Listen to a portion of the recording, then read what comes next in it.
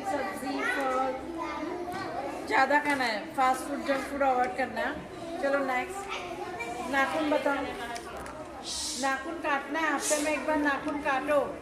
हाँ, आँख से धुंधला धुंधला दिखता है, चश्मा है, पानी आता है, कान से पीप वगैरह आता है, दाँत दिखा आँख 2 टाइम ब्रश करो। टीबी लेटरसी अकड़ी का दवा चालू वगैरह, अस्पताल से दवा चालू, कोई बीमारी सर्दी का बुखार वगैरह, ठीक है जेड क्लास में। चलो नेक्स्ट, नाखून बताओ। 2 टाइम ब्रश करना है, नाखून काटना है हफ्ते में एक बार। सब आवाज़ आवाज़ सब आ रही है आपकी, सब आवाज़ आ रही है, आवाज़ आ रही है आपकी।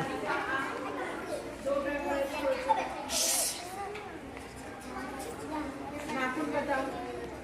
नाखून काटो, हफ्ते में एक बार नाखून काटना है, आँख से धुंधला धुंधला दिखता है वगैरह, चश्मा है, पानी आता है, दाँत दिखा आँख, टीबी लेटरसी अकड़ी का दवा चालू वगैरह, सर्दी का बुखार वगैरह, कान वगैरह बहता है, ठीक है 2 टाइम ब्रश की बीमारी है